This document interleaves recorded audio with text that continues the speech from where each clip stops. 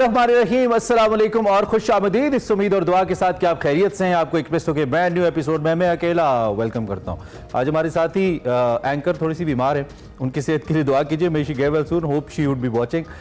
लेकिन उनके बगैर ही आज तो साथ रहेगा। इस उम्मीद के साथ कि दिन आपका अच्छे से शुरू हुआ है, अगर हुआ है तो ज़बरदस्त। आज पता नहीं क्या बात है, इतनी ज़्यादा गर्मी लग रही है। मैं इर्द गिर्द लोगों से पूछता फिर हूँ कि मैनू गर्मी लग रही है, तानू ही लग रही है। या तो गर्मी है बहुत ज़्यादा, वो जो हब्स का ह्यूमिडिटी का एलिमेंट होता है, या फिर समटाइम्स आपका बॉडी टेम्परेचर आपका साथ नहीं दे रहा होता। सो ये मैं बात कर क्यों रहा हूँ, क्योंकि कल रात को मैंने कुछ गैर ज़रूरी तौर पे लेट खा लिया और वो भी फ्राइड खा लिया। तो अगर हम इस हवाले से एहतियात कर लेना, मुझे लगता है अपनी जो डाइटरी हैबिट्स है, अपनी जो ईटिंग हैबिट्स हैं, तो बहुत हेल्प हो सकता है हमारी सेहत के अच्छे होने में। अब कल का गुनाह किया, आज साथ चल रहा है। सो आप अच्छा खाइए, साफ़ सुथरा खाइए और कोशिश कीजिए कि लेट नाइट ना खाएं। मुझे तो सबक मिल गया है, आप भी ले लीजिए, आपको इन एडवांस बता रहा हूँ। ये तो हो गई आज की एक इन्फॉर्मेटिव और अच्छी बात। दूसरी जानिब बच्चों के लिए आज कोई अच्छी खबर नहीं है। मुझे याद है जब गर्मियों की छुट्टियाँ खत्म होती थी और दोबारा स्कूल जाना होता था, जिंदगी का सबसे बुरा दिन उस दिन होता था, साल का सबसे बुरा दिन होता था जब दोबारा से स्कूल जाना है। जी स्कूल खुल गए और लगता था पता नहीं दोबारा कोई जेल जा रहे हैं, क्या हो रहा है। खैर आज गर्मियों की छुट्टियों के बाद दोबारा से जो तालीमी सरगर्मियाँ इनका आगाज़ हो गया है। सिंध की बात करूँ, पंजाब की बात करूँ, यहाँ पे स्कूल्स दोबारा खुल गए हैं और 2.5 माह के बाद जो बच्चे हैं ना वो दोबारा स्कूल पहुँच गए। हाजिरी जारी बात है इतनी ज़्यादा नहीं होती पहले दिन। पंजाब और सिंध की हम चूँकि बात करें तो इसके सरकारी और निजी स्कूल जो हैं, अब ऐसा कहना चाहिए कि दोबारा से जनाब रौनकें लग गई हैं, बच्चे जाना शुरू हो गए। हाजिरी मामूल से कम है रिपोर्टेडली, और उम्मीद ये की जा रही है कि विद द टाइम बढ़ जाएगी और ट्रैफिक थोड़ा सा ओबियसली अब बढ़ जाएगा सड़कों के ऊपर। जो वज़ीर तालीम सिंध हैं सरदार अली शाह, उन्होंने तलबा के लिए नेक ख्वाहिशात का इजहार किया है और असातिज़ा को भी अपनी जिम्मेदारियाँ ईमानदारी के साथ अदा करने की तलकीन की है। मेरी बेस्ट विशेज़ हैं प्यारे बच्चों, स्कूल जाओ, अच्छा पढ़ो और घबरानी है, अच्छा पढ़ना है और तालीम हासिल करनी है। अब क्या करें, जाना तो पड़ेगा ना स्कूल। इतनी छुट्टियाँ भी तो हमने इन्जॉय की है, नानी के घर गए, दादी के घर गए, इन्जॉय भी तो किया ना हमने। सो इन्जॉय करो। खैर जी, और इसके साथ साथ हम इससे पहले कि बड़ी खबर की बात करें और सियासी मामलात पर तबसरा करें, इस वक्त लाहौर के अंदर मौसम बारिश के पॉइंट ऑफ व्यू से या बादलों के पॉइंट ऑफ व्यू से खुशगवार है। हब्स लेकिन अपनी जगह पे है जैसा कि मैंने कहा, लेकिन ज़ाहिर बात है बादल मौजूद हैं। कराची में कुछ इलाकों में बारिश हुई, जिसमें लांडी, डिफेंस, बहादराबाद का इलाका है, न्यू टाउन है, खारादर है, यहाँ पे हल्की बूंदाबांदी रिकॉर्ड की गई। और महकमा मौसमियात ने आज जो मुल्क के मुख्तलिफ हिस्से हैं, अगर आप गूगल मैप पे भी देखेंगे तो गूगल इनफैक्ट वेदर पे देखेंगे तो आपको मुख्तलिफ जगहों पे बारिश नज़र आएगी। सो बारिश का इम्कान आज मौजूद है और कुछ जगहों पे ये ज़्यादा भी हो सकती है। अगर मैं पख्तूनख्वा की बात करूँ तो यहाँ पे तूफ़ानी बारिश हो सकती है और जो नदी नाले हैं इनमें तुग़यानी भी आ सकती है। This is a prediction by Met office today. So be very careful. अगर आप तुग़यानी ऐसे इलाकों में रहते हैं जो कि नालों के आसपास हैं तो वहाँ पे थोड़ा ख़तरा भी मौजूद है। सो इस चीज़ का भी ध्यान रखिए। अब ये तो आपका सुबह का रिसाला है जिसमें हल्की फुल्की अपडेट्स आपको मिल गई। कल जश्न आज़ादी मनाया गया, उस हवाले से हमने बात करनी है। जोश जज्बे से मनाया गया। पोलिटिकली क्या चल रहा है मुल्क के अंदर, बिजली के बिलों में कमी कब हो रही है, एज मिस्टर शहबाज शरीफ सेट प्राइम मिनिस्टर, इस सब पे बात करते हैं आज की पोलिटिकल एनालिसिस के पॉइंट ऑफ व्यू से बड़ी खबर में।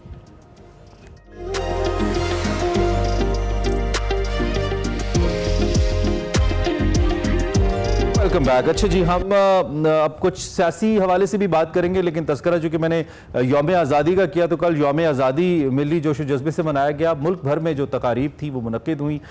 ये जो माशी मुश्किलात हैं भंवर से निकालने के लिए एफर्ट्स की जा रही हैं, इस अज़्म का अदा किया गया है। PMA काकूल में एक बड़ी सिग्निफिकेंट सेरेमनी हुई, वहाँ पर chief of army staff general Asim Munir मौजूद थे। उन्होंने भी खिताब किया। उन्होंने कहा कि अफवाज पाकिस्तान को कमज़ोर करना पाकिस्तान को कमज़ोर करने के मुतरादिफ है और ये जो चंद साल से डिजिटल दहशतगर्दी की मजमूम कोशिशें की जा रही हैं, इसके ऊपर भी हमारी नज़र हम रखे हुए हैं। किसी को इजाज़त नहीं देंगे। आइन आज़ादी इज़हार राय की ज़रूर इजाज़त देता है, लेकिन आइन और कानून की पाबंदी भी आइन के अंदर मौजूद है। आइन ने आज़ादी इज़हार की वाज़े हदबंदी कर रखी है, ऐसा भी कहा जनरल आसिम मुनीर ने। कौम और अफवाज का बायमी एतमाद कलीदी रहा है। याद रखें, ना इत्तफाकी और इंतशार मुल्क को अंदर से खोखला करके बैरूनी जारहियत के लिए राह हमवार कर देते हैं। कौम का पाक फौज पर गैर मुतज़लज़ल एतमाद हमारा सबसे कीमती असासा है। ये मजबूत रिश्ता मुश्किल हालात में हमारी क़ुव्वत बनकर हौसलों और जज्बों को बढ़ाने का सबसे बड़ा ज़रिया है। अफवाज पाकिस्तान को कमज़ोर करना पाकिस्तान को कमज़ोर करने के मुतरादिफ है। मुझे पुख्ता यकीन है कि कोई मनफी क़ुव्वत एतमाद और मोहब्बत के इस रिश्ते को न कभी कमज़ोर कर सकी है और ना ही आइंदा कर सकेगी। पिछले चंद सालों से रियासत मुखालिफ बैरूनी ताकतों की सरपरस्ती में डिजिटल दहशतगर्दी की मजमून कोशिश की जा रही है, जिसका मकसद झूठी खबरों और प्रोपेगेंडे के जरिए कौम में नफाक और मायूसी फैलाना है। ये तो general Asim Munir chief of army staff थे जिन्होंने अपनी राय का इजहार किया। दूसरी जानिब प्राइम मिनिस्टर शहबाज शरीफ ने कहा कि जो आज़ादी है, जश्न आज़ादी है, इस मौके पर जारी बात है वो काफ़ी मसरूफ़ भी रहे, आपको याद होगा मुख्तलिफ तकारीब का हिस्सा बने। उन्होंने भी मुल्क के अंदर जो डिजिटल दहशतगर्दी है या डिजिटल दहशतगर्द हैं, उन्होंने कहा कि सच्चाई से सामना करेंगे उनका। जो नौजवान हैं फसादी इंतशारी क़ुव्वतों के आला कार न बने। प्राइम मिनिस्टर ने अपने खिताब में ये भी कहा कि जी चंद दिनों में मैं जो बिजली है उसे सस्ता कर दूंगा। क्या कहा उन्होंने, सुनिए। बिजली के बिलों में कमी के बगैर पाकिस्तान की सनत तरक्की नहीं कर सकती, पाकिस्तान की ज़राअत तरक्की नहीं कर सकती। बिजली के बिलों में कमी के बगैर हमारी एक्सपोर्ट्स आगे नहीं बढ़ सकती। बिजली के बिलों में कमी के बगैर घरेलू सार्फिन उनको तस्कीन नहीं मिल सकती। मैं आपको ये आज बताना चाहता हूं कि पूरी हुकूमत पाकिस्तान इसके ऊपर पूरी तरह यकसुई के साथ दिन रात काम कर रही है और इंशाअल्लाह अगले चंद दिनों में आपको बिजली के हवाले से पूरे पाकिस्तान में बिजली की कीमतों में कमी के हवाले से आपको खुशखबरी मिलेगी। इंशाअल्लाह चंद दिनों में मैं पूरी कौम से खिताब करूंगा और 5 साला जो माशी प्रोग्राम है वो आपकी खिदमत में मैं आपको पेश करूंगा। प्राइम मिनिस्टर साहब चश्मे भर रहा है, नजरें बिछाए बैठे हैं। यकीन जानिए, कमी कीजिए कि मैं यहाँ से ब्रेकिंग न्यूज़ दूँ खुशी के साथ, और लोग कभी हमारे शोज़ को भी खुशी से देखें कि आज कोई अच्छी खबर लेके आए। रोज़ाना तो हम महंगाई का ऐलान कर रहे होते हैं। खैर जी, अच्छी खबर है, अल्लाह करे आ जाए, जल्द आ जाए। दूसरी जानिब जो अडयाला जेल है ये भी खबरों का मरकज़ रहती है। ड्यूटी ओबियसली चेयरमैन PTI वहाँ में है, उनके लिए सहूलतकारी का इल्ज़ाम लगा है। 2 साबिक अफसरान से पूछताछ का आगाज़ कर दिया गया है। ज़रा ये कहते हैं कि जो साबिक डिप्टी सुपरिटेंडेंट हैं अडयाला जेल के मोहम्मद अकरम और असिस्टेंट सुपरिटेंडेंट बिलाल साहब, उनसे तफ्तीश की गई है और इन दोनों अफसरान पर जो बानी तहरीक इंसाफ है उनको मोबाइल फ़ोन तक रसाई देने का इल्ज़ाम है। इन दोनों अफसरान को बानी PTI के साथ खुसूसी ड्यूटी इनकी लगाई गई थी, इनको वहाँ पे तैनात किया गया था और ये दोनों अफसरान जो बानी तहरीक इंसाफ है उनके सेल तक जाने के मजाज थे। इस पर भी हम बात करेंगे। एंड देन मुख्तलिफ सियासी इत्तेहाद, आपको पता है साबिक जो वज़ीर इत्तलात मोहम्मद अली दुरानी है वो इकट्ठा कर रहे हैं, एक बड़ा ज़बरदस्त इशाइया भी उन्होंने दिया, सो इस पर भी हम बात करेंगे। देन इशरत उल इबाद फॉर्मर गवर्नर, उनके बारे में भी खबरें आ रही हैं, फॉर्मर गवर्नर सिंध। हमारे साथ शौकत पराचा साहब मौजूद, ज़्यादा वेट नहीं कराते उनको, उनके तज्जिए के लिए ज़रा उनसे पूछते हैं वो अलग सुबह हमारे सामने क्या रख सकते हैं। पराचा साहब, thank you very much and good morning. आप कैसे हैं, ठीक ठाक हैं? Thank you very much. Thank you for joining us ji. I hope कि आपके शहर का मौसम भी सुहाना है हमारे शहर की तरह, लेकिन सियासी मौसम हमेशा हम बात करते हैं ऐसे उतार चढ़ाव का शिकार रहता है, कभी गर्मी, कभी धूप, कभी सर्द हवाएं, और मुझे नहीं पता इस वक्त इसको आप क्या कहेंगे, गर्मी कहेंगे, धूप कहेंगे, सर्द हवाएं कहेंगे। सबसे पहले तो मैं कल यौम आज़ादी के मौके पर जो तकारीब हुई, चीफ ऑफ आर्मी स्टाफ की जो स्पीच थी, वज़ीर आज़म की जो स्पीच थी, उसमें कुछ मुमासलियत थी when we talk about digital दहशतगर्दी। रियासत की डायमेंशंस क्या नज़र आ रही हैं आपको? रियासत इस वक्त किन खतूत पे सोच रही है इस सारी सूरत हाल को लेकर? जी बहुत शुक्रिया, और ये दुरुस्त आपने कहा कि यहाँ इस्लामाबाद में इस वक्त मौसम खुशगवार है। थोड़ी देर पहले ही बारिश शुरू हुई है, और जब आप गर्मी का जिक्र कर रहे थे लाहौर में सुबह तो मैं हैरान हो रहा था कि यहाँ तो बहुत अच्छा मौसम, आप बहुत लकी हैं, और हवा भी चल रही है, हवा भी चल रही है यहाँ पर। लेकिन सियासी हवाले से डिजिटल दहशतगर्दी की जो टर्म है, सबसे पहले तो वो कमांडर इजलास में आई, यानी पाक फौज की तरफ से आई, और आर्मी चीफ की बार बार वजाहत भी कर रहे हैं और उस पर राय भी दे रहे हैं। वज़ीर आज़म मियाँ शहबाज शरीफ भी इसी पे बात कर रहे हैं, और सिर्फ काबुल में ही जिक्र नहीं हुआ बल्कि गुज़श्ता रात army chief general Asim Munir Syed ने वेटरन को बुलाया था, साबिक अफसरान यानी साबिक फौजी अफसरान, जिनमें कुछ मुझे 2-3 साबिक चीफ ऑफ आर्मी स्टाफ भी नजर आए, जनरल राहिल शरीफ साहब नजर आए, जनरल कैनी साहब नजर आए, और उनके साथ बातचीत हुई। वो भी इसी कॉन्टेक्स्ट में थी कि सोशल मीडिया का जो गलत इस्तेमाल है, गलत मैसेजिंग होती है, और ये बड़ा चैलेंज है, इसमें कोई शक नहीं, क्योंकि वज़ीर आज़म कहें, आर्मी चीफ कहें कि जो प्रोपेगेंडा कर दिया जाता है, बेसलेस फेक चीजें, फेक न्यूज तो एक छोटी सी टर्म है, ये कुछ ज्यादा है। पाकिस्तान की फाउंडेशन के खिलाफ जब सोशल मीडिया पे बातें कर दी जाती हैं, और इस बार तो आर्मी के खिलाफ, पाकिस्तान की फौज के खिलाफ ये शुरू हुए और 9 मई बर्बाद कर दिया इस मुल्क में पहली बार। इसलिए कंसर्न ये यकीनन है और ये कंसर्न रहेगा। दूसरा, जैसे आपने गिरफ्तारी की भी बात की, यानी ये लोग मटेरियल बाहर देते थे या बाहर से अंदर आता था खान साहब के पास, और अब समझ आ रही है कि दुनिया में जो मजमून छपते रहे, दी इकोनॉमिस्ट में छपा मजमून या उससे पहले जो साइफर वाला, ये कैसे तरह। अच्छा, इस पर मैं जरा आता हूँ, ये वाला दूसरा मौजूद, इसको जरा टच करते हैं, लेकिन पहले वाला जो आप बात कर रहे थे मैं उसी पे जरा रहते हुए, अच्छा एक तो ये कि ये तो चले प्रूवन है कि बहुत सारे लोग ऐसे हैं वो डिजिटल टेररिज्म कर रहे हैं, you know, bye there post, bye their content that they share, और उसका फिर आलाकार बन जाते हैं हमारे पाकिस्तानी, वो री इन्वेस्टिगेट नहीं करते। और इट्स वेरी इजी कि जी शेयर का बटन दबाया और पोस्ट शेयर कर दी, और किसी के खिलाफ कोई भी प्रोपेगेंडा, चाहे वो फौज हो, चाहे वो दीगर इदारे हों या शख्सियात हों, और उसका निशाना कभी कभी हम आप जैसे साफी भी बनते रहते हैं। तो इससे लेकिन निमटने के लिए जो रियासत की पॉलिसी है, इसके ऊपर फिर मेरा सवाल है कि हैविंग सेड दैट कि डिजिटल दहशतगर्दी इज देयर और इसको रोकना चाहिए, लेकिन क्या हमारा फिर जो रियासती टूल्स हैं जिनके जरिए हम इसको रोकने की कोशिश कर रहे हैं, जैसे कि अब आजकल इंटरनेट का एक इतना बहरान है और इतनी शदीद मुश्किलात हैं। कल मैं कुछ फ्रीलांसर्स को कहते हुए सुना, वो लिटरली बेचारे रो रहे हैं कि जी हमारा जो इंटरनेट है वो ना होने के बराबर है, फ्रीलांस काम रुक के रह गया है। मिलियंस ऑफ डॉलर्स की एक इंडस्ट्री है, शायद वाइड इंडस्ट्री है पाकिस्तान को, जो डायरेक्टली इतना फॉरेन एक्सचेंज रिजर्व देती है, तो वो फिर बड़े मुश्किलात का शिकार है। तो क्या हमारी जो पॉलिसी है रियासत की इसको निमटने के लिए, उससे आप मुतमईन हैं या कोई अल्टरनेटिव इसका तलाश करना पड़ेगा, क्या करना पड़ेगा? बुनियादी तौर पर ये टेक्नोलॉजी है, इतनी एडवांसमेंट टेक्नोलॉजी में हो रही है, उसकी कॉरेस्पॉन्डिंग अंडरस्टैंडिंग भी नहीं है टेक्नोलॉजी। मतलब ये तो आज के कॉन्टेक्स्ट में हम कह रहे हैं ना कि जी वो रुकावटें हैं या क्या है, लेकिन इससे पहले VPN को पाकिस्तान छोड़ाया जा चुकी है। यानी आप एक ऐप को बंद करते हैं, एक ऐप पे आप कदगन लगाते हैं, उसको खोलने के लिए VPN आ जाता है। आप मोबाइल पे पासवर्ड कोड लगाते हैं और at the same time initial student जो IT के हैं वो खोल लेते हैं। ये दुनिया भर का चैलेंज है। आपको मालूम है अभी तो प्रेसिडेंट ट्रंप शायद उम्मीदवार बन गए, लेकिन ट्रंप के अपने जो सोशल मीडिया अकाउंट हैं उन पे उन्होंने कदगन लगाए रखे, बंद किए रखे। ये सही है। और कल मुझे भी एक नौजवान मिला, वो कह रहा है कि बड़ा मसला बन रहा है और हम जो IT पे या टेक्नोलॉजी पे या डिजिटल बिजनेस पे आ रहे थे, अब हमारे लिए प्रॉब्लम है।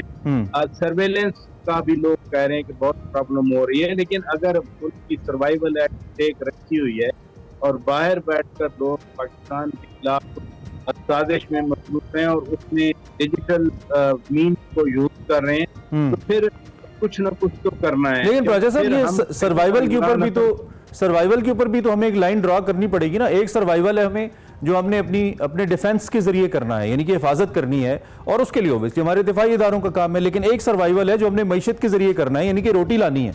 रोटी नहीं होगी तब भी लोग मरेंगे, दिफा नहीं होगा तब भी लोग मरेंगे। दोनों चीजें लाजम मलजूम हैं।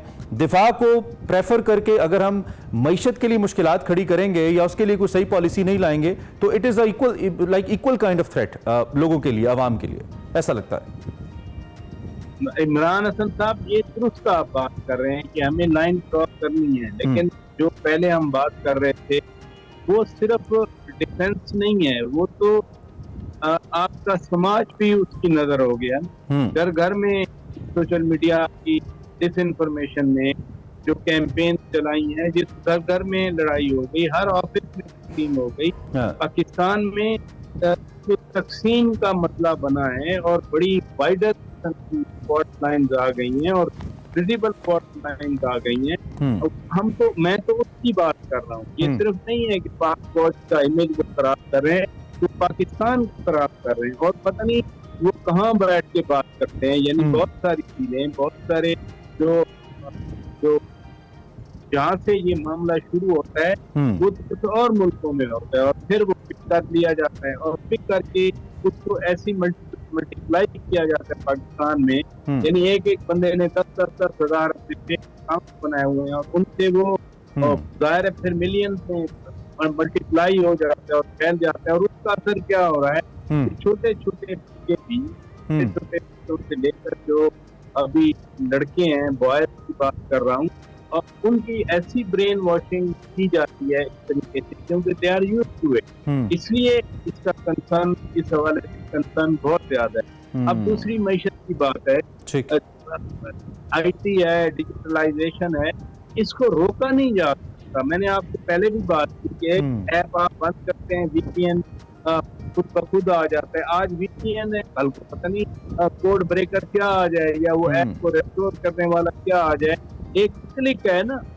हम डिजिटल की बात कर रहे हैं, हम बिल्कुल वो मैनुअल तो बात ही नहीं कर रहे कि एक रेलवे वाला खड़ा होगा बेचारा, वो तो कुछ एक बहुत सारे बड़े लिबर। लेकिन खबरें कुछ ऐसी आ रही हैं जैसे फाइवर जैसी कंपनीज हैं जिसपे फ्रीलांसर्स काम करते हैं, वी हैव हर्ड कि उन्होंने पाकिस्तान को डीलिस्ट कर दिया है, ऐसी कुछ खबरें आ रही हैं। तो ये खुशाइंद नहीं है, जारी बात है। जो फ्रीलांसर्स हैं, पंजाब गवर्नमेंट ने खुद ही लैपटॉप्स दिए थे कि घर में बैठ के काम करें, दोबारा उस स्कीम को इस बजट में शुरू किया है। और फिर अगर बच्चों को इंटरनेट वैसा नहीं मिलेगा, माय पॉइंट इज कि इसमें स्ट्रैटेजी, कोई ऐसी स्ट्रैटेजी हो कि जिससे ये लोग डिस्टर्ब ना हो जो काम कर रहे हैं, जो प्रोडक्टिव यूज कर रहे हैं, लेकिन उन लोगों को पकड़ा जाए जो कि ये टेररिज्म कर रहे हैं। This is important. चलें, नुक्ता आपका आ गया। अब जरा मैं आपकी इजाजत से ही आगे जो आप दूसरी बात आपने शुरू करी दी थी वो अडयाला जेल के हवाले से है। Jail is be the centre of news ji, epicentre है आजकल न्यूज़ का, तो बल्कि कहना चाहिए वहाँ से जो खबरें आती हैं। लेकिन ये जो खबरें वहाँ पे असिस्टेंट्स की आ रही हैं, उससे पहले जनरल फैज़ का पकड़ा जाना, उनका जनरल फील्ड कोर्ट मार्शल की जानिब जाना,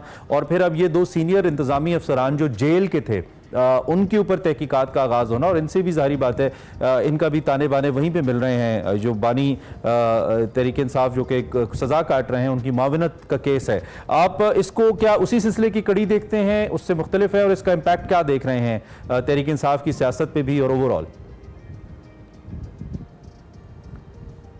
आप खुद इस्लामाबाद में रहे हैं, इस्लामाबाद के बारे में लोग कहते हैं कि जी ये रूमर का शहर, कि हर वक्त जहाँ रूमर फैलती रहती है, और अनफॉर्चुनेटली वो 90-95% रूमर दुरुस्त होती है, कि जो बात निकलती है ड्राइंग रूम से वो सही बात होती है, और बहुत देर के बाद जाकर वो फिर मटीरियलाइज होती है। और यही बात थी, बहुत पहले से कहा जाता था कि जेल के जो अपने अफसरान हैं वो मिले हुए हैं, उनके ताने बाने। फिर PTI जो हेड ऑफिस पे रेड हुआ और उसमें से जो मटेरियल पकड़ा गया, और अगेन वो डिजिटल टेक्नोलॉजी के इंस्ट्रूमेंट से जो आए, और फिर वो जनरल फैज़ साहब की गिरफ्तारी हुई। ये सारी चीजें कनेक्टेड हैं ना।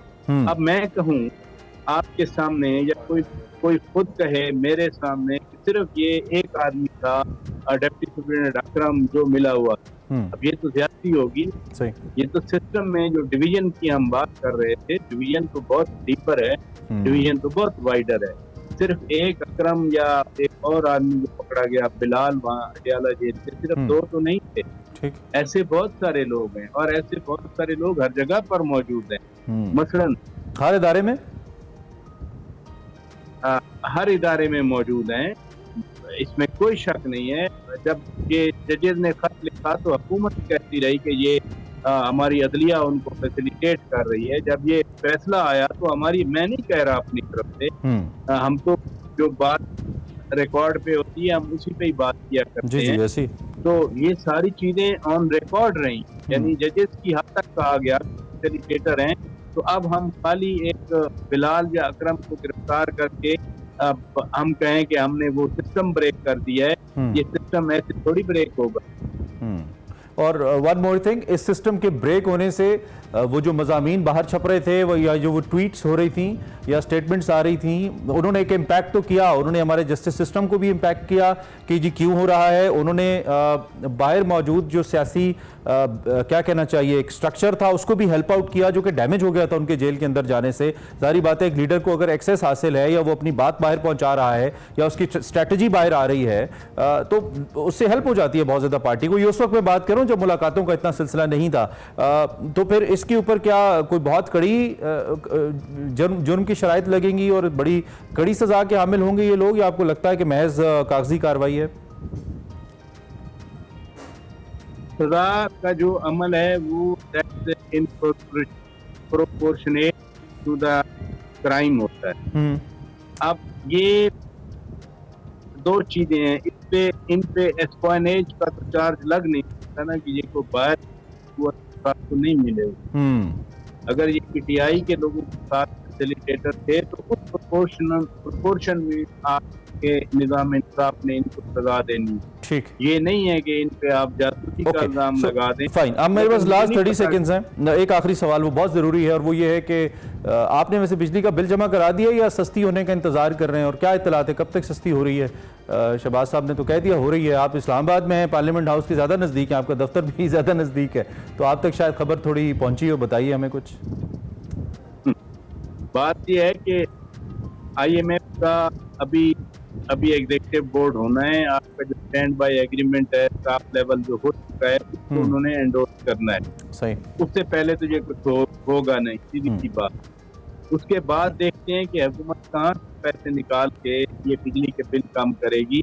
ठीक, स्ट्रक्चरल इशू को महज स्टेटमेंट से हल नहीं किया जा सकता। Power sector is a problem, deep rooted problem. Right, ज्यादा उसकी वजूहात तलाश करके फिर हल देना होगा, हल की जानिब जाना होगा। ठीक है पराचा साहब, thank you very much for analysis. Senior anchor Paracha साहब हमारे साथ मौजूद थे, जो कि अपनी राय का इजहार कर रहे थे। हमने इंटरनेट के मसले को डिस्कस किया। डिजिटल दहशतगर्द जितने भी हैं उनका यकीनी तौर पर उनको पकड़ा जाना चाहिए, लेकिन इसके साथ साथ फ्रीलांसर्स का और उन लोगों का जो इसको प्रोडक्टिव इस्तेमाल कर रहे हैं इंटरनेट के हवाले से, उनका ज़रूर ख्याल रखा जाना चाहिए। रियासत को मोहतात रवैया इख्तियार करना चाहिए। This is very important, very crucial. इस पर हम बात करते रहेंगे। एक ब्रेक लेते हैं, ब्रेक के बाद आते हैं।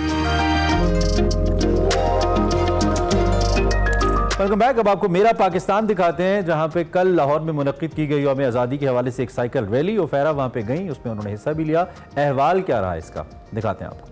नाज़रीन, 14 अगस्त का दिन आज़ादी का दिन है और हम तमाम पाकिस्तानी इस दिन को बहादुरी, जुर्रत और आज़ादी की अलामत भी समझते हैं। हर साल हम जश्न आज़ादी का ये दिन मुख्तलिफ तरीक़ों से मनाते हैं, मगर क्या आपने कभी सोचा है कि मुल्क से मोहब्बत का इजहार इस साइकिल के ज़रिए भी किया जा सकता है? लोगों से बात करेंगे और जानेंगे कि आखिर उनका आज़ादी मनाने का तरीका क्या है।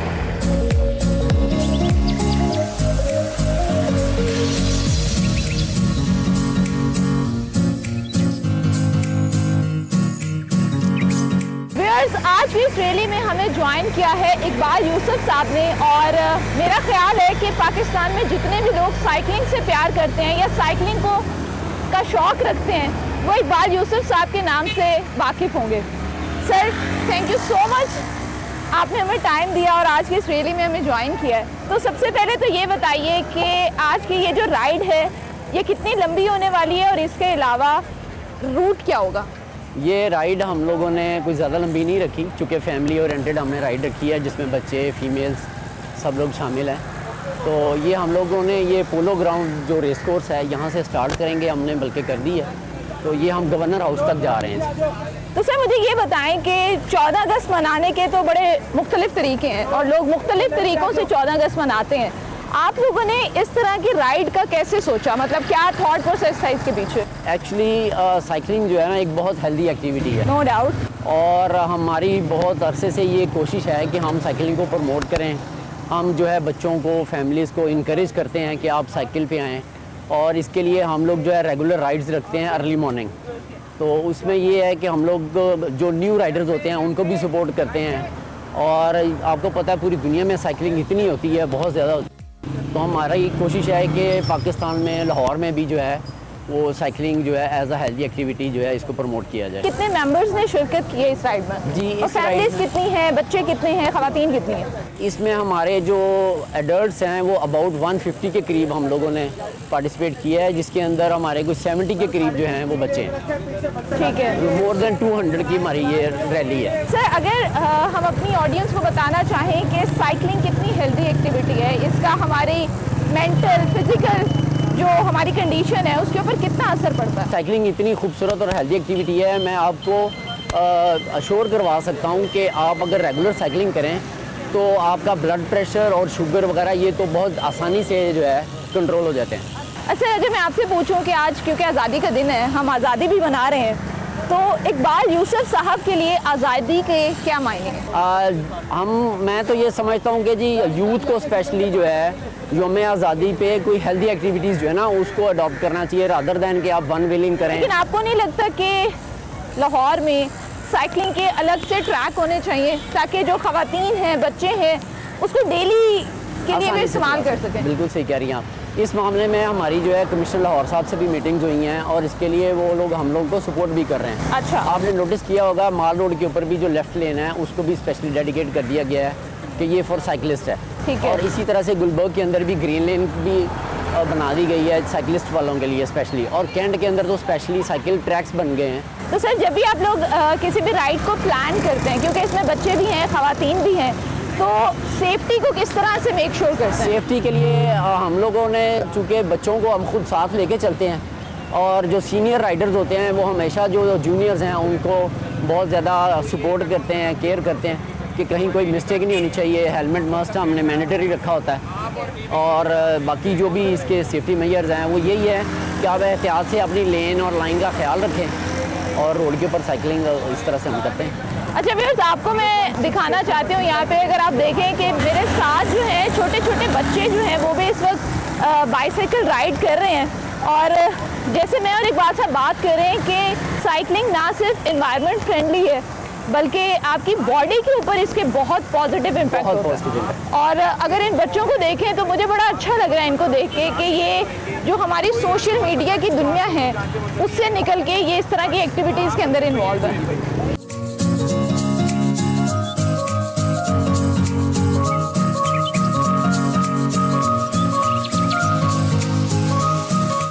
इस वक्त हम गवर्नर हाउस में पहुंच चुके हैं और सर इसके आगे हमारे साथ क्या होने वाला है अभी? जी अभी हम यहाँ पे पीछे एक लेक है उसका हम विजिट करेंगे। उसके बाद यहाँ पे एक कोविड वॉल है, वहाँ पे हम सब इकट्ठे होके एक नेशनल एंथम पढ़ेंगे और हम केक कटिंग सेरेमनी करेंगे।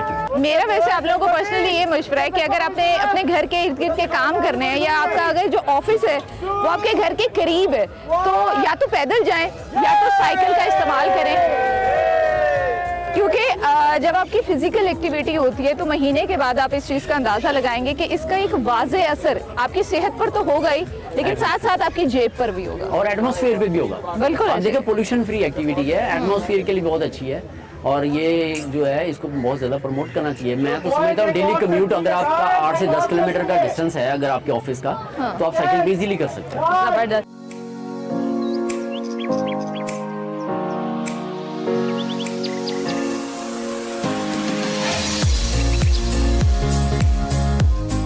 आप आज़ादी किस तरह से मनाती हैं? अच्छा, मुझे लोग जैसे बहुत तरीकों से आज़ादी मनाते हैं, बच्चे बाजे बजाते हैं, शोर करते हैं, फायरिंग होती है, तो मुझे लगता है कि इस इवेंट को बहुत अच्छे तरीके से भी सेलिब्रेट करने के बहुत से तरीके हैं। जैसे कि ये साइकिलिंग इवेंट आप देख सकते हैं, गर्मी है लेकिन सब लोग जोश और जज्बे के साथ इधर आए हुए हैं। मुझे ये बताएं कि आज आपने इस राइड को ज्वाइन किया तो आपका क्या मकसद क्या था? हाँ, मेरा मैसेज यही है लोगों के लिए कि जैसे इस 14 अगस्त को लोग सेलिब्रेट करते हैं तो ये बहुत अच्छा तरीका है, इसमें आपकी एक यकजहती भी शो हो जाती है। और जैसे लोग आप यहाँ पे देख सकते हैं बहुत बच्चे हर एज के हैं, बहुत छोटे बच्चे भी हैं और बूढ़े लोग, ये सब लोग यहाँ पे एक साथ हैं और सब लोग एक साथ इंजॉय। नाजरीन, बाजे बजाकर, फायरिंग करके या दूसरों को परेशान करके आज़ादी नहीं मनाई जाती बल्कि आज़ादी मनाने का असल मकसद इस तरह की हेल्दी एक्टिविटीज़ को फ़रोग़ देना है। उम्मीद करती हूँ कि आपको आज का ये सेगमेंट पसंद आया होगा। इसी के साथ मुझे दीजिए इजाज़त और देखते रहिए एक्सप्रेसो।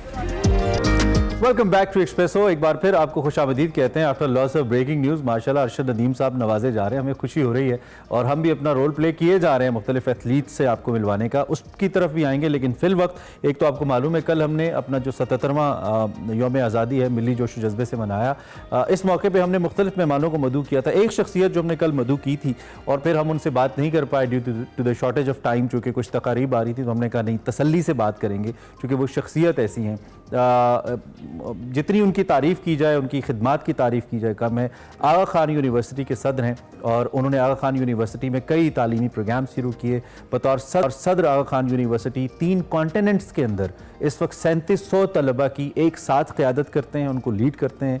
और जो कराची में इंस्टीट्यूट ऑफ बिज़नेस एडमिनिस्ट्रेशन है, इससे उन्होंने ख़ुद तालीम हासिल की, बैचलर्स ऑफ बिज़नेस किया, MBA किया एडमिनिस्ट्रेशन के अंदर, उसकी डिग्री हासिल की। इसके अलावा 1986 में यहाँ से फ़ारिग़ तहसील हुए और उसके बाद AKU का हिस्सा बने। उन्होंने जो सेंट्रल मिशिगन यूनिवर्सिटी है वहाँ से doctorate of health and administration की डिग्री भी हासिल कर रखी है। इस वक्त हमारे साथ डॉक्टर सुलेमान शहाबुद्दीन साहब मौजूद हैं और हमारे लिए ऑनर की बात यह है कि उनको बतौर शख्सियत उनकी तालीमी खिदमात के सिलसिले में सदर पाकिस्तान जनाब आसिफ अली जरदारी की जानिब से तालीमी शोबे में बेहतरीन खिदमात पर सितारा इम्तियाज़ के लिए भी नामजद किया गया है। And we are honoured to have doctor साहब राइट नाउ विद अस। उनसे हम बात करते हैं आगा खान यूनिवर्सिटी के हवाले से और कुछ उनकी अपनी जर्नी के बारे में भी उनसे सीखने की कोशिश करते हैं। डॉक्टर साहब, आपको जश्न आज़ादी की बहुत ज़्यादा मुबारकबाद।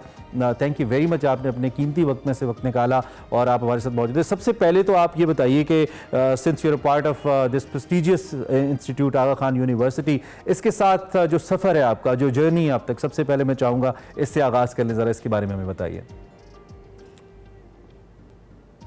तो सबसे पहले तो जी बहुत बहुत शुक्रिया टू यू और जो आपका चैनल है for inviting me, for asking me to speak about the journey.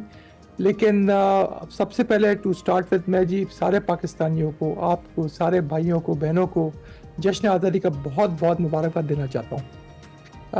और मैं शुक्रिया अदा करना चाहता हूँ जो हमारे लीडर्स थे, कायद आज़म साहब, जो दूसरे लीडर्स थे, जिन्होंने आज हमें ये मौका दिया है कि हम खुली फिजा में हम सांस ले सकते हैं। तो सबसे पहले तो जी बहुत बहुत मुबारकबाद। जहाँ तक बात रही आगा खान यूनिवर्सिटी की, तो मैं आपको बताऊं और मैं इसे लिंक करूँगा मेरी जर्नी के साथ भी, तो मेरे लिए तो बहुत ही एजाज़ की बात है कि मैं उस इदारे का सरबराह हूँ जिसे आगा खान साहब ने, his highness the Aga Khan और उनके ग्रैंडफादर का जो विजन था, उस विजन के बेसिस पे ये इदारा चल रहा है।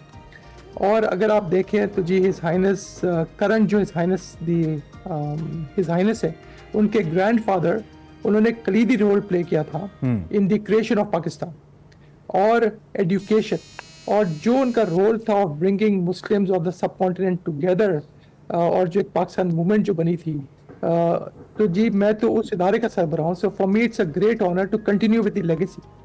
His highness the Aga Khan, आपको पता है जी, उन्होंने 1964 में फर्स्ट टाइम अनाउंस किया कराची में कि मैं पाकिस्तान में आगा खान यूनिवर्सिटी बनाऊंगा। तो जी ये 60 इयर्स की जिद्दोजहद है जो आप देख रहे हैं। और टुडे, जिस तरह आपने कहा जी, today the Aga Khan university वो कोई दुनिया के 100 टॉप यूनिवर्सिटीज़ में रैंक होता है, in the top 2% of the universities. Aga Khan university का जो रिसर्चर्स हैं, आप और ये हम सब के लिए एक बात से मुसरत है कि जी 20 टॉप रिसर्चर्स आगा खान यूनिवर्सिटी में है जो वर्ल्ड के टॉप 2% में क्वालिफाई होते हैं। वाओ! तो ये बहुत ही it is a matter of pride for every Pakistani. Indeed. आपने कहा जी 3 कॉन्टिनेंट, बिल्कुल सही कह रहे हैं जी। हम पाकिस्तान में कैंपस है, अफगानिस्तान में कैंपस है, केन्या में, टेंजानिया में, युगांडा में, लंदन में जहाँ पर एक कैंपस है, the institute for the study of Muslim civilisation, जो एक बहुत ही ग्राउंड ब्रेकिंग रिसर्च कर रहे हैं on Muslim cultures and Muslim civilisations. तो ये आगा खान यूनिवर्सिटी जब हिज हाइनेस ने फॉर्म की थी, क्रिएट की थी, उन्होंने कहा जी मैं पाकिस्तान में बनाऊंगा to serve the Muslim world, Muslim उम्मा एंड द डेवलपिंग वर्ल्ड। ये जी mission Aga Khan university. Indeed, one of the institution, I mean, we feel really proud of, और 2% of the world आपने जिस तरह पब्लिकेशंस का जिक्र किया, और फिर हमें वो चीज़ नज़र भी आती है। लेकिन इसके बावजूद, एज यू सेड, मैं चाहूँगा इसको आप फर्दर एलेबरेट करें। हमारा बहुत ज़्यादा इंटरेस्ट है आगा खान यूनिवर्सिटी को लेकर, चूँकि इसकी इतनी ज़्यादा मल्टी डायमेंशनल खिदमात हैं। ऐसा क्या है डॉक्टर साहब जो आगा खान यूनिवर्सिटी को, जो दीगर इदारे हैं, चूँकि हमारे पास कुछ और अच्छे इदारे भी हैं, दीगर इदारों से मुनफरिद बनाता है आगा खान यूनिवर्सिटी को? ऐसा क्या है, इस पे भी थोड़ी सी रोशनी डालिए। बहुत ही अच्छा सवाल है, और मैं से 2-3 डिफरेंट वेज में मैं इसको रिस्पॉन्ड करूंगा। सबसे पहले आई थिंक जो विजन है his highness the Aga Khan का, वो अलाइंड है with the vision of Pakistan of creating quality institution in education and in health care. अगर आप देखें जी तो हिज हाइनेस और जो उनके ग्रैंडफादर थे, दे यूनिफाइड द मुस्लिम वॉइसेस, और वो लेगेसी को आगा खान यूनिवर्सिटी लेके चल रहा है। But coming back to your point, meritocracy, हर चीज आगा खान यूनिवर्सिटी में मेरिट पे होती है, चाहे वो रिक्रूटमेंट हो, चाहे वो स्टूडेंट एडमिशन हो, चाहे वो सप्लायर का सिलेक्शन हो, हर चीज मेरिट पे चलता है। Constant vision and guidance of his highness, generosity of our supporters, जो हमारे डोनर्स है, दुनिया में डोनर्स है, जो बिलीव करते हैं इस cause of the Aga Khan university and cause for which it has been established. So they have played a significant role. Government of Pakistan की बहुत सपोर्ट रही है, लेकिन जो इंडिपेंडेंस मिली आगा खान यूनिवर्सिटी को और जो एक इंडिपेंडेंट बोर्ड उसे चलाता है, हमारे board of trustees, international board of trustees है, डिस्टिंग्विश बोर्ड ऑफ ट्रस्टीज जो वॉलंटरी बेसिस पे काम करते हैं, तो जी वो सारा जो विजडम और जो सारी नॉलेज आती है, प्लस कंसिस्टेंसी ऑफ लीडरशिप रहा है। आप देखें जी, मैं तीसरा प्रेसिडेंट हूँ in the university in its 40-year history, तो कितनी कंसिस्टेंसी ऑफ लीडरशिप रही है, प्लस हिज हाइनेस की कांस्टेंट गाइडेंस। तो आई थिंक ये, और जो हमारा अब आप you know we just did a survey of our employee, तो 12,000 एम्प्लॉय आगा खान यूनिवर्सिटी के पाकिस्तान में हमने सर्वे किया, और आप सुन के हैरान होंगे कि जी 90% प्लस ऑफ द एम्प्लॉयज उन्होंने रिलेट किया ऑर्गेनाइजेशनल प्राइड के साथ। उन्होंने कहा कि जी we have a lot of organisation pride. तो जो एक वर्क कल्चर क्रिएट किया गया, टीम वर्क का, ऑर्गेनाइजेशनल स्ट्रक्चर जो है, सेल्फ जो एक रिस्पेक्ट का कल्चर है इस इदारे में, और हर एम्प्लॉय को पता यूनिवर्सिटी में कि जी दे हैव अ वॉइस। अगर वो ना खुश है तो they have voices, they have platform जहाँ जाके बात कर सकते हैं। I guess it's a perfect example, a classic example. Meritocracy की आपने बात की, कंसिस्टेंसी इन लीडरशिप की आपने बात की, मेरे ख्याल में उसकी एक बेहतरीन एग्जांपल है। और पाकिस्तान में अनफॉर्चुनेटली हम बहुत ज़्यादा कोई इदारे बना नहीं पाए हैं, and we feel so proud to have institute like Aga Khan university. Doctor साहब, एक तो इदारा अपने तौर पे अपनी इनफरादी उसकी परफॉर्मेंस होती है, एक उसका अपना इमेज होता है जिसको वो लेकर चलता है, जिस पे उसको एनालिसिस उसका किया जाता है, उसे जज किया जाता है, मगर समहाउ कुछ इदारे ऐसे होते हैं they actually bring that culture जो कि उस पूरे शोबे को इन्फ्लुएंस करते हैं जिसमें वो काम कर रहे होते हैं। और आगा खान को ये एजाज़ बहरहाल हासिल है, जो किरदार आपके इंस्टीट्यूशन का रहा है, इसको एक बेहतरीन इंस्टीट्यूशन बनाने के लिए कौन से ऐसे टूल्स हैं, आपने जैसे मेरिटोक्रेसी का जिक्र किया, बट ऑन ग्राउंड ऐसे कौन से टूल्स हैं जो कि अपनाए गए, और फिर उसके बाद ये इदारा इस पूरे शोबे को, यानी कि तालीम है, सेहत है, इन्फ्लुएंस कर रहा है, एक कल्चर का बाइस बन रहा है। ज़रा इस पर थोड़ा सा फर्दर एक्सप्लेन करें प्लीज़। देखिए जी, चैलेंजेस थे, मुश्किलात तो हैं, हम सबको पता है कि जी इकोनॉमिक चैलेंजेस, दूसरे लेवल के challenges, all of that have been there, and we all hope as Pakistanis के जी ये मसले मसाइल हमारे रिजॉल्व हो जाएं। लेकिन उस फ्रेमवर्क में आपने ऑपरेट करना है, उस फ्रेमवर्क में आपने बेस्ट डिसीजंस लेने हैं, उस फ्रेमवर्क में रहकर आपने रिसोर्स एलोकेशंस करनी है। तो जो आगा खान यूनिवर्सिटी का जो एक सिस्टम रहा है of resource allocation, of meritocracy, जो हमारे रिक्रूटमेंट के पॉलिसीज हैं, आप यकीन करें कि his highness the Aga Khan साहब भी एक मेडिकल कॉलेज के बच्चे का एडमिशन नहीं करवा सकते इस यूनिवर्सिटी में। उन्होंने वो इख्तियार दे दिया। उनको शुरू में ये सवाल उनको पूछा गया कि जी आपको कुछ कोटा चाहिए सीटों का, उन्होंने कहा नहीं, सारे स्टूडेंट मेरिट पाएंगे।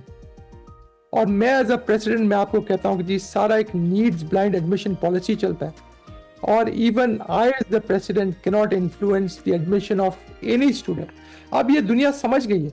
अगर आपने पूछा कि जी सक्सेस फैक्टर क्या, सक्सेस फैक्टर यही है कि अगर आप बार बार दुनिया को बताते रहेंगे कि जी हम मेरिटोक्रेसी पे, हम इन्फ्लुएंस पे काम नहीं करते, हम हर डिसीजन जो ना वो फेयर एंड स्क्वायर लेंगे, तो लोग समझते हैं वो चीज़।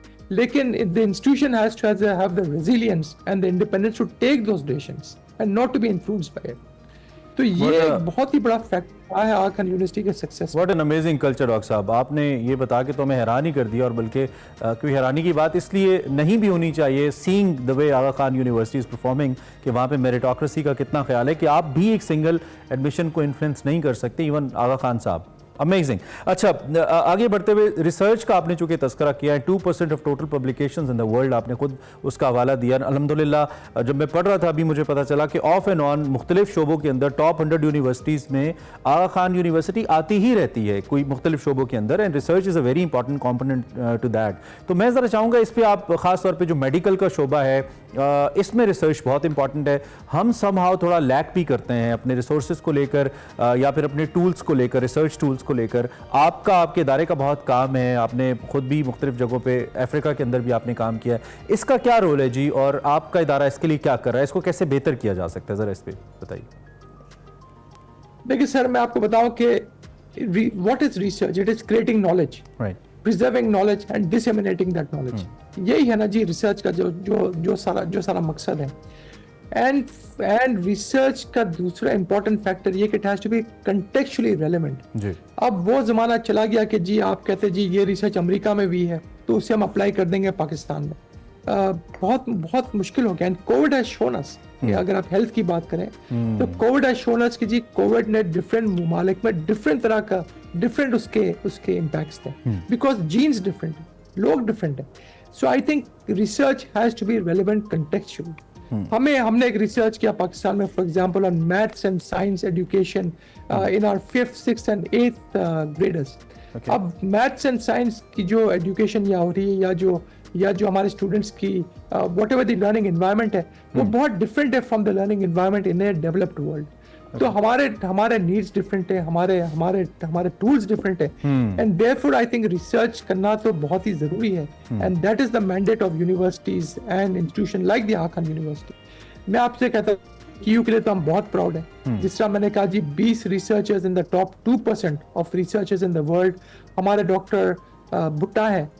Dr. Bhutta is now qualified, is now ranked as the 149th researcher in the world. In the world. Aga Khan University कोई साल के कोई 1600 research publication produce करता है. Great. In peer reviewed journal. That is 4 research publications a day. कोई last year हमारी research funding थी about $66 million from international organizations. From international organizations जिन्होंने funding की है for topics like artificial intelligence, social sciences, medical sciences. तो research तो Absolutely marvelous, doctor साहब। आप climate change ले लें। बहुत ज़बरदस्त फैक्ट्स हैं, सुनना बहुत ही अच्छा लग रहा है माशाल्लाह। और ओबियसली आई मीन इसके अंदर इतना ज़्यादा मार्जिन और भी मौजूद है, दुनिया का 5वां बड़ा मुल्क है हम। अच्छा, इसी के कॉन्टेक्स्ट में मैं थोड़ा सा, चूँकि आपका बहुत काम रहा है, सस्टेनेबल डेवलपमेंट आपका सब्जेक्ट रहा है, यू बीन स्टडिंग दैट, मैं इसके बारे में आपसे पूछना चाहता हूँ। जो ब्रेन ड्रेन फैक्टर है, we have more than 60% youth, 70% तक ऑलमोस्ट, और उनके अंदर एक टेंडेंसी मौजूद है टू लीव दिस कंट्री, और ये टेंडेंसी मेडिकल के शोबे में बहुत ज़्यादा है। और एज़ पर माई इन्फॉर्मेशन एक बहुत बड़ा नंबर है दुनिया में जो मेडिकल प्रोफेशनल्स का चाहिए, लोग कम हैं, लोगों की ज़रूरत है दुनिया भर के अंदर, और हमारे लोग अच्छे भी हैं, लेकिन वो मुल्क छोड़ रहे हैं, जिससे जो हमारा मेडिकल का शोबा है वो सफ़र कर रहा है। इस पे आपका क्या टेक है? जी, brain drain is a real problem, बिल्कुल हो रहा है। अगर आप स्टैट्स देख लें, आप देखेंगे कि जी कोई 9 lakh Pakistanis migrated last year and an equivalent number of Pakistanis are set to migrate this year. तो ब्रेन ड्रेन तो है। अब उसमें मसला क्या रहा है हेल्थ प्रोफेशन में? एक तो आप ले लें नर्सेस फॉर एग्जांपल, तो पहले जी नर्सेस का ब्रेन ड्रेन था वो वेस्टर्न कंट्रीज में था, यूएस, कनाडा, यूके, जो हो रहा अभी, but now the gulf countries have also come up. अब आप देखें जी सऊदी अरेबिया है या यूएई है, या कतार है या बहरीन है, they are all restructuring their health systems. उन्हें जी नर्सेस चाहिए, तो जी वो नर्सेस कहाँ से आ रही है? नर्सेस फिलीपीन से आ रही है, पाकिस्तान से आ रही है, इंडिया से आ रही है। आप ये देखें कि जी कि जो सैलरी लेवल्स वो इतने डिफरेंट हैं, at least this is difference of 4 to 5 times if not more. इतना फर्क हो गया सैलरी लेवल्स में। तो हमें जी अगर हमें टैलेंट रिटेन करना है तो जी we have to look at the economic indicators of our health professionals, right? और ये तो एक ग्लोबल शॉर्टेज है। आई मीन ये सिर्फ पाकिस्तान की बात तो नहीं है। आई मीन WHO के अगर आप रिपोर्ट पढ़ेंगे, वर्ल्ड हेल्थ ऑर्गेनाइजेशन की, तो वो कहते हैं जी 1.5 मिलियन हेल्थ प्रोफेशनल्स की शॉर्टेज है। तो शॉर्टेज तो है अपनी जगह, but what can we do about it? So we have to improve our economic indicators. हमें हमारी ट्रेनिंग इंप्रूव करनी है, हमें हमारे इंफ्रास्ट्रक्चर इंप्रूव करना है for our health care workers to work, and we have to find कि जी व्हाट मोटिवेट्स देम। जिस तरह हमने बात करते हैं रिसर्च की, बहुत सारा फैकल्टी जो हमारा है पाकिस्तान में मेडिकल कॉलेज में और जो दूसरे स्कूल्स में are faculty for our school for education या मेडिकल कॉलेज, उसमें the faculty stays back because of research opportunities. They get a sense कि आप कंट्रीब्यूट कर रहे हैं to the knowledge creation, to the knowledge development in Pakistan. तो we have to find those motivators कि जी क्या उन्हें मोटिवेट करेगा। It's not always about the economic opportunities, वो एक बहुत इंपॉर्टेंट फैक्टर है, it is an important factor, but there are other factors as well. So we have to have a comprehensive review of this. लेकिन ये बहुत ही मुश्किल problem है, it is a difficult problem. बिल्कुल ठीक है डॉक्टर साहब। अनफॉर्चुनेटली मेरा दिल तो नहीं कर रहा कि मैं इस कॉन्वर्सेशन को एंड करूं, मुझे बहुत कुछ सीखने को मिल रहा है, और मैं चाहता हूं कि हम इतने सारे ऐसी साइट्स हैं जिसके ऊपर हम बात कर सकते हैं, लेकिन ओबियसली टाइम लिमिट एक हमें मद्देनजर रखना है। मेरा आखिरी सवाल होगा ये आपसे, इस एजाज़ के साथ कि आप हमारे साथ मौजूद हैं, देन इस ऑनर के साथ कि आपको सितारा इम्तियाज़ के लिए भी नामजद किया गया है, इन दी एंड कुछ भी जो आपके माइंड में हो, एक तो इदारे के फ्यूचर प्लान्स को लेकर आगा खान यूनिवर्सिटी किन फ्यूचर प्लान्स के ऊपर गौर कर रही है, कौन सी ऐसी मजीद चीज़ें हैं जो हम अब आपकी तरफ से हमें देखने को मिलेंगी, anything that you like to add being a professional, आप कुछ भी हमें कहना चाहें, हमारे नाज़रीन को बताना चाहें प्लीज़। देखिए सर, मैं सिर्फ ये कहना चाहता हूँ कि इस मुल्क में जितनी आप बात करें इकॉनमी की, आप बात करें दूसरे इंडिकेटर्स की, they are all linked to our social indicators. Education takes people out of poverty, education गुर्बत से निकालता है। एजुकेशन जो है वो एक आपकी हेल्थ एंड वेल बीइंग पे इम्पैक्ट करता है। अगर आप पढ़े लिखे, इफ यू आर एजुकेटेड, तो you have a better understanding of your health and nutrition and hygiene and so on and so fourth. Social progress के लिए इंपॉर्टेंट है। To become good citizens, it is important. आपको जो civic responsibilities हैं and so on and so forth. So education is important. तो मेरी तो message ये है गवर्नमेंट के साथ, और मतलब whenever I meet the government और जो मेरे जो भी लीडर्स हैं, मैं कहता हूँ जी एजुकेशन पे आपने वॉर फुटिंग पे काम करना है। Alternative pathways of education create करने हमें ये एक्सेप्टेबल नहीं होना चाहिए कि जी 22 मिलियन बच्चे स्कूल से बाहर हैं या हमारी स्टंटिंग रेट 40% है। ये तो एक सिटिंग टाइम बॉम्ब है for the next generation of Pakistan.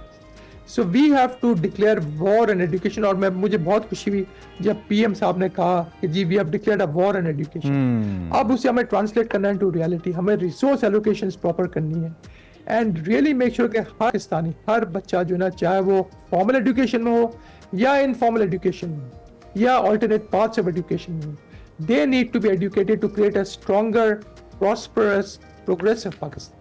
That is our vision। अब पाकिस्तान जो कायदे आज़म के जो भी उनके डिज़ायर्स थे, जो भी उनके साथी थे, his highness the Aga Khan, sir Sultan Mohammed Shah Khan, उन सब के एस्पिरेशंस पे वो पाकिस्तान हम बनाए। राइट डॉक्टर साहब।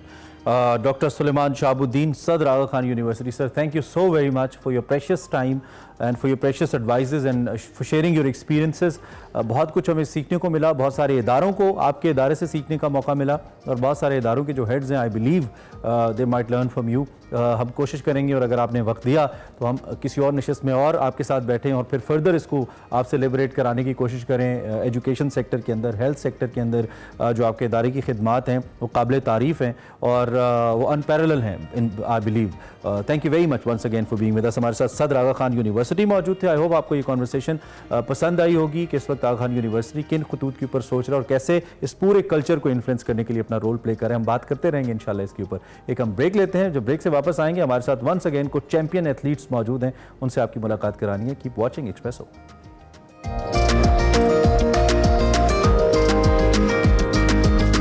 Welcome back. वक्त कम, मुकाबला सख्त, आपको खुशामदीद कहते हैं। ब्रेक पे जाने से पहले बताया था कुछ चैंपियन से आपकी मुलाकात करवानी है। हमारी ये सीट्स जो है ना, इनको हम ऑक्शन करेंगे अगर कभी हमने खुदा न खास्ता प्रोग्राम खत्म किया ना, क्योंकि इस पे इतने अच्छे बड़े बड़े प्लेयर्स आके बैठे हैं जिन्होंने दुनिया भर में लोहा मनवाया है पाकिस्तान का।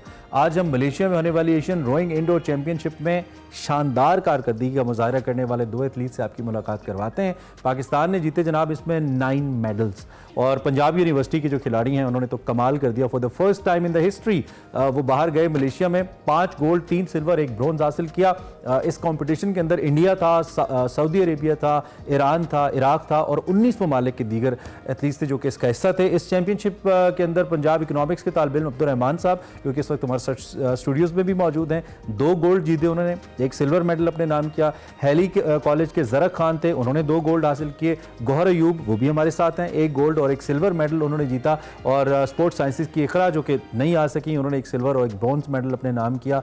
ये कारकर्दगी कैसे मुमकिन हुई, इन प्लेयर से बात करते हैं और फिर ये भी पूछते हैं कि इनके क्या मामला रहा, इनकी जर्नी कैसी रही, मुश्किलात कितनी रही इनके साथ। So welcome Abdurrahman and Gauhar, thank you very much for joining us. क्या हाल है आप लोगों के? It's great to have you यार, बहुत मुबारक हो आपको। मैं अभी विजुअल्स देख रहा था, बल्कि हम साथ साथ चलाएंगे भी। क्या ज़बरदस्त आप लोग परफॉर्म कर रहे थे और इतने ज़्यादा क्राउड के भी सामने और इंटरनेशनल प्लेयर्स के भी सामने। हाउ इट हैपेंड जी अब्दुर्रहमान साहब, क्विकली हमें बताइए कैसे ये सफ़र कैसे मुमकिन हुआ, कैसे पहुँचे आप यहाँ तक? पिछले साल मैंने ट्रायल दिए पंजाब यूनिवर्सिटी में, इन्हीं दिनों में तकरीबन 17 अगस्त थी। और मैंने ट्रायल दिए पंजाब यूनिवर्सिटी में और अल्हम्दुलिल्लाह मेरी सिलेक्शन हुई। आइडिया था रोइंग का पहले? जी था, जीसी यूनिवर्सिटी में मैंने तकरीबन कुछ देर पहले की थी। अच्छा। और इसी बेस पे मैंने ट्रायल दिए और मैंने ट्रायल विन किए और पंजाब यूनिवर्सिटी का मैं शुक्रिया अदा करता हूँ कि उन्होंने मुझे एडमिशन दिया और इसी बेस पे मैंने इसको कंटिन्यू किया। और इसके बाद मैंने इंटरवर्सिटी खेली और इंटरवर्सिटी में अल्हम्दुलिल्लाह 3 इवेंट्स में पार्टिसिपेट किया और तीनों ही गोल्ड लिए। पहले आपने शुक्रिया अदा किया, अब यूनिवर्सिटी को आपका भी शुक्रिया अदा करना चाहिए कि आपने यूनिवर्सिटी का नाम इन मेडल्स की सूरत में बुलंद किया, आप जीत गया। गौहर, आपका भी ऐसा ही था? बिल्कुल। आप किस डिपार्टमेंट में पढ़ रहे हैं? मैं sports and physical education department में। अच्छा। और मेरा एडमिशन 2021 में हुआ था और इस तरह मैंने 2-3 साल कंटिन्यू किया। मेरे 2-3 बार इंटर यूनिवर्सिटी गोल्ड हूँ। ठीक है। और इस तरह मेरा कंटिन्यू करके मेरा नाम इस तरह पाकिस्तान टीम में आ गया। पाकिस्तान जो रोइंग फेडरेशन ने सिलेक्शन की मेरा, फिर हम उधर मलेशिया चले गए।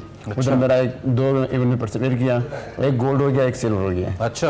और आपकी सिलेक्शन किस बेस पे? आपका पर्सनल रिकॉर्ड ऐसा था जिसकी बेस पे आपको सिलेक्ट किया गया? बिल्कुल। अच्छा, दैट्स ग्रेट। रोइंग, ये इंडोर रोइंग है क्या? आप दोनों में से कोई एक एक्सप्लेन कर ले हमें, ये कैसे होता है? आप टीम खेलते हैं, एज इंडिविजुअल खेलते हैं, कैसे खेलते हैं ये? सर इसमें इंडिविजुअल भी होता है, टीम भी होता है, मिक्स भी होता है। अच्छा। और जिसमें आप अच्छे हो आप पार्टिसिपेट कर सकते हैं। आप लोगों की टीम, आप टीम खेले हो या इंडिविजुअल खेले हो? मैं दोनों खेला हूँ सर, अच्छा। इंडिविजुअल भी और टीम भी। और आपने मेडल किस किस में लिया? सर 2 मेरे इंडिविजुअल हैं और गोल्ड है, 1 सिल्वर 1 गोल्ड। अच्छा, ग्रेट। और एक जो टीम इवेंट्स है उसमें मेरा गोल्ड है। ओके, सो इसमें बेसिकली टाइम होता है, डिस्टेंस विद टाइम, आपने उस टाइम के अंदर रोइंग करनी है, क्या होता है? पॉइंट्स कैसे मिलते हैं? सर इसमें मीटर सेट करते हैं, ठीक है, जो कि मैंने 500 मीटर लगाई रेस और करना होता है। अच्छा। अल्हम्दुलिल्लाह मैंने सबसे पहले खत्म किया। यू डोंट, आपके तो फिर भी थोड़ा मसल वसल्स तो नहीं है, तो ये स्ट्रेंथ का काम नहीं है ज्यादा या स्टेमिना ज्यादा इसमें इंपॉर्टेंट? सर इसमें हर चीज बहुत मैटर अच्छा, करती यानी है। कि इस फिजिक के साथ भी you made to a gold medal? Yes, sir. Yeah this is interesting. कैसा मुकाबला कैसा था जब बाकी प्लेयर्स भी थे, इंटरनेशनल एथलीट्स भी थे? बिल्कुल हमारा तो पड़ोसी मुल्क कोच की तरफ से बताया था कि इंडिया है और हमसे जो भी हो हम इंडिया से पहले ख़त्म करेंगे। लास्ट में हमने जब ख़त्म किया तो हमने देखा कि हम सबसे ऊपर है और इंडिया सबसे आखिर में था। अच्छा, वाह, इस समय बड़ी खुशी बात है। इंडियन प्लेयर्स आपको अंडररेट कर गए, थोड़ा लाइट ले गए आपको, उनको सरप्राइज दे दिया आपने? बिल्कुल। या उनको एक्सपेक्टेड था कि पाकिस्तानी लड़के अच्छे आ रहे हैं, उसको भी टीम्स पढ़ लेती हैं? हाँ, जिस हमें भी डर था लेकिन उनको भी डर था जिस तरह। अच्छा। लेकिन अल्हम्दुलिल्लाह हम कामयाब हो गए थे। अच्छा, तो ये भी बताइए कि जब ये मुकाबला होता है तो सब टीम प्लेयर्स एक वक्त में करते हैं या एक करके हटता है फिर दूसरी टीम आती है, कैसे होता है ये? नहीं सर, मशीन सारी मशीनें लगी होती सारी मशीन इकट्ठी लगी होती है, तो जो पहले फिनिश करता है वो बजर हो जाता है कि सामने एक बोर्ड लगा होता है। ओके, उसमें आपको सब कुछ नजर आता है, हर प्लेयर को नजर आता है और सारे मशीनों मतलब फ्रंट पे होती है। ठीक है। प्लेयर्स का टाइम, प्लेयर्स की जो पावर, सब कुछ स्क्रीन पे नजर आता है। टूर्नामेंट्स तक जाना आसान नहीं होता, इसमें पैसे भी चाहिए होते हैं, आपकी फ्लाइट्स होती हैं, आपका रहना, फिर आप एथलीट है तो आपकी डाइट वगैरह। बिल्कुल सर। तो आपने मुझे बताया कि यूनिवर्सिटी ने इनको स्पॉन्सरशिप दिया था और पहली दफा हिस्ट्री में ऐसा हुआ है। So we appreciate Punjab university और एडमिनिस्ट्रेशन है जिन्होंने एथलीट्स को सपोर्ट किया, बट स्टिल जरूरियात ज्यादा हैं, स्पॉन्सरशिप से ऊपर है। दुनिया भर में एथलीट्स को बड़ा एलीट ट्रीटमेंट मिलता है, पाकिस्तान में ऐसा नहीं है। आपकी भी ऐसी कुछ कंसर्न्स हैं अपने फाइनेंशियल मामलात को लेकर? आपकी दादरसी होनी चाहिए, भी बिलीव होनी चाहिए। बिल्कुल, क्योंकि अभी एशियन गेम्स आने वाली है, पाकिस्तान में सेफ गेम आने वाली है।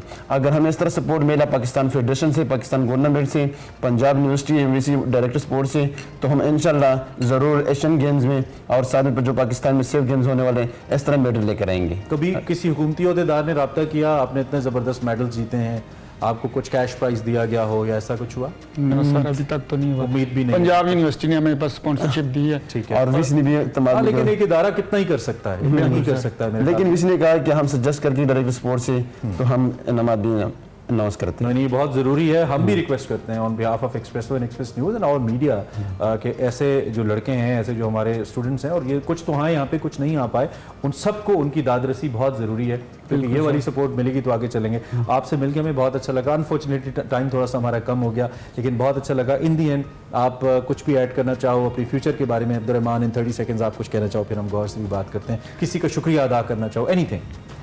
सर मैं सबसे पहले अल्लाह पाक का शुक्र अदा करता हूँ कि उन्होंने इतनी कम उम्र में मुझे इतनी कामयाबी दी है, और मैं अपने वालिदैन का शुक्र अदा करता हूँ। आपका ताल्लुक पत्तों की से है? पत्तों की से, पत्तों की के साथ गाँव अवान चक 39। अच्छा, चक 39। जी सर, अपने वालिदैन का शुक्र अदा करता हूँ कि उन्होंने मेरे ऊपर मेहनत की और मेरे पे यकीन किया। चक 39 में धूम मच गई है मुंडे दी? जी अल्हम्दुलिल्लाह, मचनी चाहिए सी। बिल्कुल। और आप फाटा से हैं? मैं फाटा से। क्या कहना चाहोगे?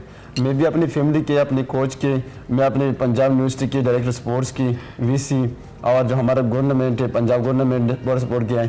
और जो हमारा रनिंग फेडरेशन प्रेसिडेंट है उसने हमें भरपूर सपोर्ट किया। हम उसका शुक्रिया अदा करते हैं। सर हम आपका शुक्रिया अदा करते हैं। गोल्ड मेडल इनके गले में आप देख सकते हैं, ये आसान नहीं है, इसके पीछे बड़ी तपस्या बना। दिखाएं जी, फुल स्क्रीन दिखाएं ज़रा एक सेकेंड। इनकी बड़ी एफर्ट है, हमें बहुत फ़ख्र है आप दोनों के ऊपर। Thank you very much. और उन प्लेयर्स पे भी जो नहीं आ सके लेकिन आपकी टीम का हिस्सा थे। And Punjab university we are proud of you. आप और सपोर्ट करें और ऐसे इवेंट्स करवाएं ताकि और स्टूडेंट्स आगे आएँ। सो इस पॉइंट पर ब्रेक लेते हैं जी, आखिरी हिस्से में आपको एक ब्रेक के बाद ज्वाइन करते हैं।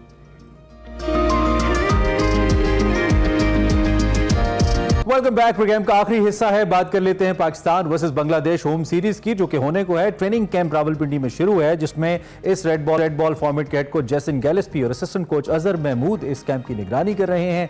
खिलाड़ी खूब प्रैक्टिस कर रहे हैं, अल्लाह करे अच्छे करे। गुज़िश्ता रोज़ आपको बताया ही था हमने, कद्दाफी स्टेडियम में जो बांग्लादेश क्रिकेट टीम है इसका प्रैक्टिस सेशन बिल्कुल हमारे पड़ोस में मुनक्किद हुआ। और जो बंगाली खिलाड़ी हैं उन्होंने बैटिंग बॉलिंग की प्रैक्टिस की यहाँ पे। जो उनके कैप्टन है नजमुल हसनैन, शांतु, शकीबुल हसन थे, लटन दास थे, तस्कीन थे, तास्कीन भी इनको कहा जाता है। दीगर खिलाड़ी इस प्रैक्टिस सेशन का हिस्सा थे। कद्दाफी के इर्द गिर्द हमने ऑब्जर्व किया, सिक्योरिटी के सख्त इंतजाम थे। सीरीज़ का जो पहला टेस्ट है ये 21 से 25 अगस्त तक होना है और ये पिंडी क्रिकेट स्टेडियम में होना है। पिंडी क्रिकेट स्टेडियम तो फिलहाल डूएबल है, लेकिन जो कराची है यहाँ पे नेशनल बैंक स्टेडियम है उसका थोड़ा सा मसला है। यहाँ पे 30 से 3 सितंबर तक जो मैच खेला जाना है, पीसीबी हुकाम ये कह रहे हैं कि यहाँ पे तमाशाइयों के बगैर इस मैच को कराया जाएगा।